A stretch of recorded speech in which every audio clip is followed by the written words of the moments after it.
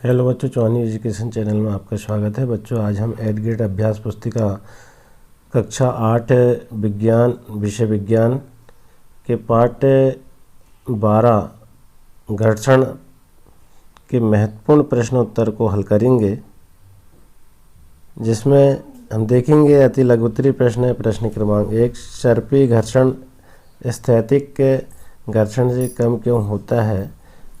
इसके आंसर को जानेंगे। इससे पूर्व अगर आपके द्वारा चैनल को सब्सक्राइब नहीं किया गया है तो चैनल को सब्सक्राइब कर लें और वीडियो को लाइक एवं शेयर जरूर करें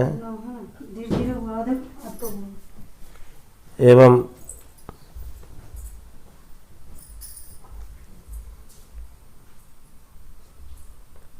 देखें इसमें हम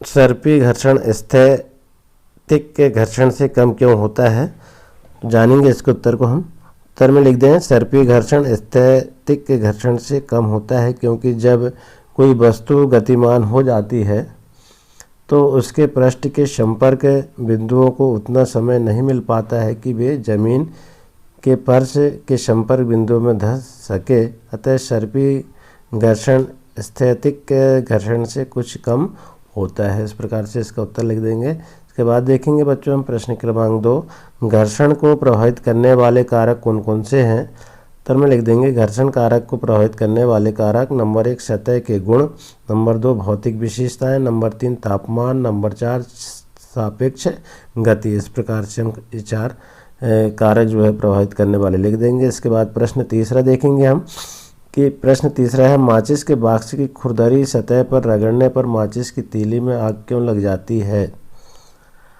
सामान्यतः बच्चों आपने देखा होगा माचिस, तो इसको खुरदरी सतह होती है, इस पर रगड़ने पर आग क्यों लग पड़ती है, उसका कारण देखिए आप। तो माचिस के बाक्स की खुरदरी सतह पर रगड़ने पर माचिस की तीली घर्षण के कारण जल जाती है, घर्षण के कारण ये जलती है। उसके बाद देखेंगे प्रश्न 4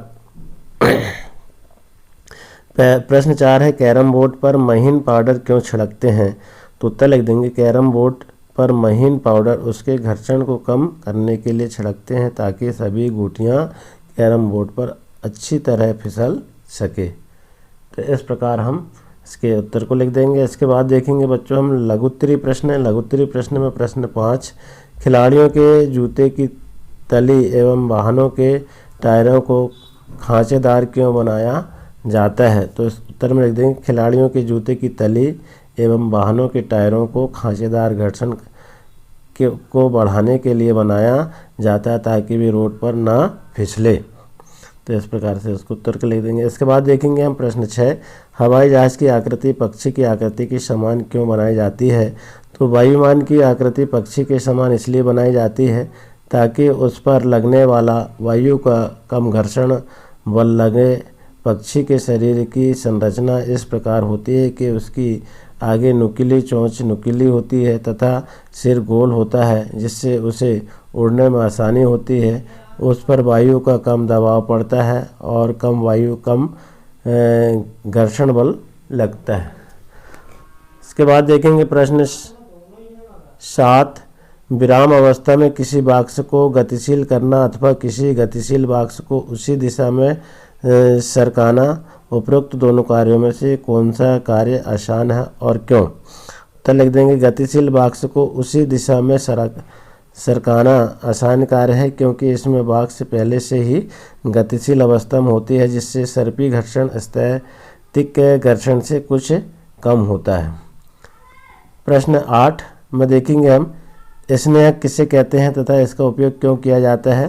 तो स्नेहक वह पदार्थ है जो गतिशील सतहों के बीच पाया जाता है ताकि उनके बीच घर्षण कम हो, कार्यकुशलता में सुधार हो और जल्दी घिस न जाए। इसमें घोलने या कणों के परिवहन और गर्मी के वितरण का कार्य हो सकता है। इसके बाद देखेंगे दीर्घ उत्तरी प्रश्न। तो कारण लिखिए इसमें, पहिए घर्षण कम कर देते हैं, दिए गए कथन को क्रियाकलाप द्वारा स्पष्ट कीजिए। तो इस क्रियाकलाप को करने के लिए बेलनाकार आकृति कुछ पेंसिलों लीजिए, इन्हें मेज पर एक दूसरे के समानांतर रखिए, इसके ऊपर कोई मोटी पुस्तक रखिए, पुस्तकों को ढकेलिए, यह पाएंगे कि पुस्तक के गतिशील होने पर पेंसिल लुढ़कती है। पेंसिल की इस प्रकार की गति को लौटनिक गति कहते हैं। यही कार्य पहिए का होता है जो घर्षण को कम करता है। सेकंड है, सर्दियों में अक्सर लोग हाथ रगड़ते हैं, क्यों? तो सर्दियों में अक्सर लोग दोनों हाथों को रगड़ते हैं जिससे हाथ गर्म हो जाता है। यह हाथों के बीच घर्षण बल के कारण होता है। तीसरा है, कमानी द्वार तुला क्या है? तो कमानी द्वार तुला एक प्रकार की तुला जराज है। इसमें एक स्प्रिंग होती है जिसका एक सिरा फिक्स रहता है और दूसरे सिरे पर हुक के द्वारा वह भार लटकाया जाता है जिसका वजन ज्ञात करना हो। यह हुक के नियम पर कार्य करता है। प्रश्न 10 में देखेंगे बच्चों हम कि घर्षण हानिकारक है परंतु अनिवार्य भी। इस वाक्य को उदाहरण सहित समझाइए। नंबर 1, घर्षण के कारण वस्तुएं खराब हो जाती है। घर्षण के कारण वस्तुओं को खींचना या ढकेलना कठिन होता है। तीसरा, घर्षण के कारण अधिक बल लगने की आवश्यकता होती है। चौथा, यदि घर्षण के कारण ही दुनिया का संतुलन बना है। यदि हमारे हाथों में घर्षण नहीं होता तो हम उस वस्तु को आसानी से छूट जाती। अगर सही से पकड़कर न चल पाते, घर्षण पर नहीं होगा तो हम सड़क पर भी नहीं चल पाएंगे। तो इस प्रकार का जो है इसका उत्तर हम लिखते हैं। तो आशा है बच्चों आपको वीडियो समझ में आया होगा। इसी तरह वीडियो में बने रहने के लिए धन्यवाद।